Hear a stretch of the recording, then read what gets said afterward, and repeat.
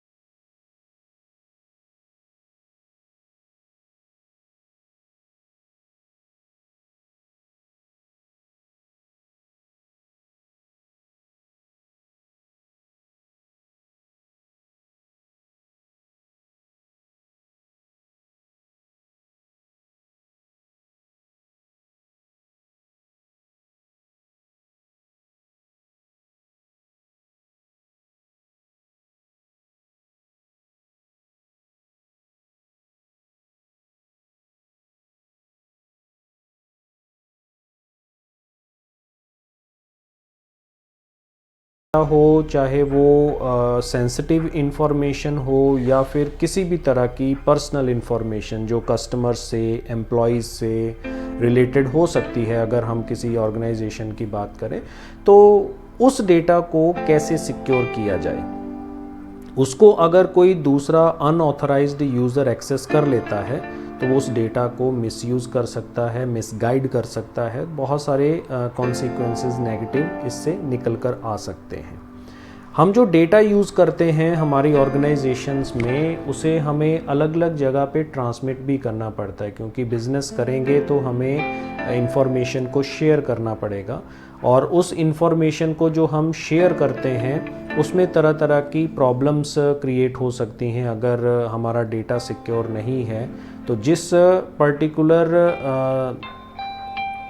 Receiver को हम data भेजना चाहते हैं, अगर उसके अलावा वो किसी दूसरे के पास चला जाता है तो वो उस डेटा को यूज़ कर सकता है। जो हमने मेहनत करके वो डेटा किसी पर्टिकुलर ऑर्गेनाइजेशन के लिए बनाया है उसे कोई दूसरा व्यक्ति भी यूज़ कर सकता है। तो इसी चीज़ को रोकने के लिए हम साइबर सिक्योरिटी को इम्पोर्टेंस देते हैं कि हमारा डेटा सिक्योर रहना चाहिए। अब बात आती है कि हम जब साइबर सिक्योरिटी को इम्प्लीमेंट करते हैं तो हमें कौन कौन से चैलेंजेस फेस करने पड़ते हैं। तो सबसे पहले नेटवर्क सिक्योरिटी।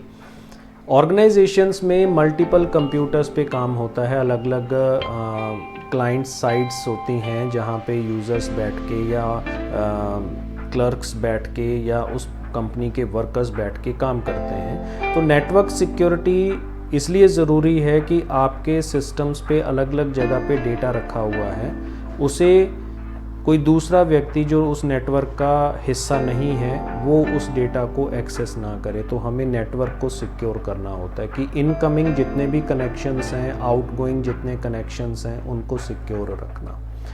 एप्लीकेशन सिक्योरिटी, क्योंकि हम सिस्टम्स के साथ वर्क करेंगे, कंप्यूटर्स पे वर्क करेंगे, तो एप्लीकेशंस यूज़ होंगी, तरह तरह की एप्लीकेशन सॉफ्टवेयर्स यूज़ होंगे। उनमें जो डेटा रखा जाता है, प्रोसेस किया जाता है, वो भी सिक्योर अगर होता है तो हमारे लिए वो बेटर ना हो। फिर आता है डेटा सिक्योरिटी। हम पहले भी इस बारे में बात कर चुके हैं कि डेटा किसी भी ऑर्गेनाइजेशन के लिए इम्पॉर्टेंट होता है। जैसे आप पिक्चर में देख रहे हैं, अलग अलग सिस्टम्स हैं एक ऑर्गेनाइजेशन में। सपोज़ 3 सर्वर्स लगे हुए हैं और उनके साथ मल्टीपल कंप्यूटर्स कनेक्टेड हैं, अलग अलग फ्लोर्स पे कंप्यूटर्स के नेटवर्क बने हुए हैं, तो आपस में वो डेटा शेयर कर रहे हैं, इंफॉर्मेशन को शेयर कर रहे हैं। तो वो डेटा सिक्योर होना ज़रूरी है कि सिर्फ ऑर्गेनाइजेशन के जो पर्सनल्स हैं सिर्फ वही उस डेटा को एक्सेस कर सकें, कोई बाहर वाला व्यक्ति नहीं। आइडेंटिटी मैनेजमेंट भी इसके साथ रिलेटेड है कि सिर्फ ऑथराइज्ड एम्प्लॉयज़ ही उस पर्टिकुलर डेटा को एक्सेस करें, कोई भी अनऑथराइज्ड पर्सन जो है बिना आइडेंटिटी के उस डेटा को एक्सेस ना कर सके।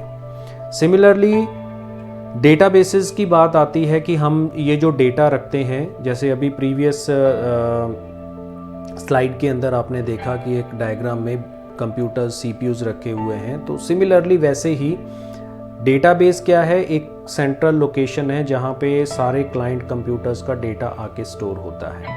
तो इंफ्रास्ट्रक्चर बन जाता है, पूरा नेटवर्क बन जाता है, पूरा एनवायरनमेंट बन जाता है। तो उस पूरे एनवायरनमेंट की सिक्योरिटी भी इसके अंदर इम्पॉर्टेंट है।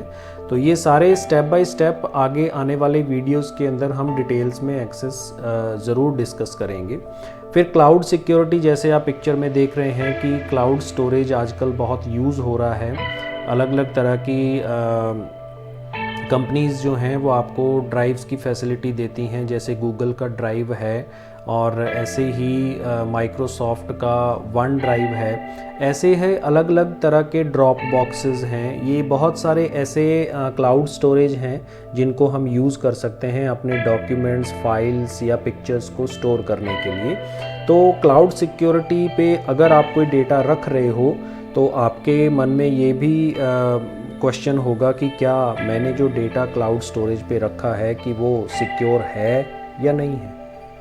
फिर उसके बाद नेक्स्ट मोबाइल की सिक्योरिटी भी इम्पॉर्टेंट रोल अदा करती है, क्योंकि आजकल हमारे पास स्मार्टफोन्स हैं यूज़ करने के लिए और स्मार्टफोन्स पे हम तरह तरह की ऐप्स यूज़ करते हैं। तो उन मोबाइल्स के अंदर हम जो सेंसिटिव डेटा यूज़ कर सकते हैं, जैसे हम अपने बैंक की ट्रांजैक्शंस देखते हैं, ऐप्स यूज़ करते हैं अलग अलग सेक्टर से रिलेटेड, तो उसमें बहुत सेंसिटिव डेटा हो सकता है, तो उसकी सिक्योरिटी भी ज़रूरी है।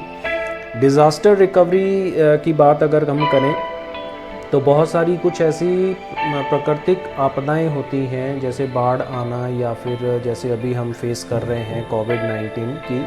तो ये वर्ल्ड वाइड एक ऐसा डिज़ास्टर है जिससे रिकवरी करना बहुत ज़रूरी है। तो ये अफेक्ट करता है हमारे सभी तरह के डेटास को। कंपनीज़ वर्क नहीं कर पा रही हैं या फिर घर पे बैठ के काम हम जो प्रैक्टिकली इम्प्लीमेंट कर सकते हैं वो चीज़ सामने करना थोड़ा सा डिफ़िकल्ट होता है। जैसे फॉर एग्ज़ाम्पल आप ले लीजिए कि अगर हम इंस्टीट्यूशंस की बात करें, एक लाइव क्लास चलती है, स्टूडेंट्स क्लास में बैठे हैं और टीचर उनको वाइट बोर्ड पे पढ़ा रहा है, वो जो एजुकेशन है जो ट्रेडिशनल चली आ रही है वो अपना उसका इम्पोर्टेंस है, अलग इम्पोर्टेंस है। यही चीज़ हम अगर ऑनलाइन पढ़ रहे हैं तो हम सिर्फ उस पर्टिकुलर चीज़ को रीड आउट कर सकते हैं, अपनी क्वेरीज़ को ज़रूर हल किया जा सकता है, लेकिन उसमें क्या है कि टाइम ज़्यादा लग जाता है। तो ये सारी चीज़ें डिज़ास्टर रिकवरी ने अफेक्ट किया है सभी तरह की कंपनीज़ के अंदर। और सिमिलरली एंड पॉइंट सिक्योरिटी, इसको हम एक एग्जांपल से समझेंगे कि एंड पॉइंट सिक्योरिटी क्या है कि दो रिमोट कंप्यूटर्स के बीच में हम कम्युनिकेशन जो करते हैं उसको किस तरीके से हैंडल किया जाता है। तो इसका एक वीडियो भी है, प्रैक्टिकल वीडियो भी है, जो आपको CITC की वेबसाइट के लिंक से मिल जाएगा। आप उसको प्रैक्टिकली समझने के लिए इस वीडियो को देख सकते हैं। तो यहाँ पे हम एग्जांपल ले रहे हैं टीम व्यूअर का। तो ये एक ऐसा रिमोट लॉगिन सिस्टम है जिसकी हेल्प से हम क्या कर सकते हैं, दो सिस्टम्स के साथ आपस में कनेक्टिविटी बना सकते हैं। तो जो दो पार्टनर्स आपस में कनेक्ट होते हैं, जैसे कि आप स्क्रीन पे देख रहे हो, यहाँ पे पार्टनर की आईडी हमें एंटर करनी होती है। जैसे ये पर्टिकुलर मेरे सिस्टम की आईडी है जो जनरेट हुई है। ऐसे ही जब हमारा पार्टनर टीम व्यूअर ओपन करेगा तो उसके पास भी ये आईडी जनरेट होगी। तो हमें ये आईडी चाहिए होगी, ये दोनों इन्फॉर्मेशंस चाहिए होंगी लॉगिन करने के लिए। तो वो हम किसी भी मीडियम से ले सकते हैं। और यहाँ पे एंटर करने के बाद जब आप इस पर कनेक्ट पे क्लिक करते हैं तो वो आपसे पासवर्ड मांगेगा। तो वो आप पासवर्ड दोगे तो आपके सिस्टम पे उसके सिस्टम का डेस्कटॉप ट्रांसमिट हो जाएगा एज ए वीडियो, आप उसको देख पाएंगे और उस पूरे सिस्टम को आप कंट्रोल कर सकते हो। तो जैसे कि इसके नाम से पता चल जाता है, कंट्रोल रिमोट कंप्यूटर, यानी आप पूरा कंट्रोल कर सकते हैं। तो इसको अगर मैं छोटा सा एग्जांपल दे के समझाऊँ तो जैसे मैंने ये अभी ओपन किया, एप्लीकेशन ओपन किया, अगर मैंने सपोज़ यहाँ पे एक पार्टनर की आईडी एंटर कर दी और अगर मान लीजिए सपोज़ कि मेरे पार्टनर ने अभी टीम व्यूअर ओपन नहीं किया है, तो मैं इस पे कनेक्ट करने की कोशिश करूँगा तो वो ट्राई कर रहा है कनेक्ट करने का, लेकिन कनेक्शन इस्टेब्लिश नहीं हो पाया। इसी को हम सिक्योरिटी कहते हैं कि उसने क्या किया है, सिस्टम को चेक किया है कि पार्टनर्स अभी एक्टिव है कि नहीं है। तो जब तक वो एक्टिव नहीं होगा आप उसके सिस्टम को एक्सेस नहीं कर सकते।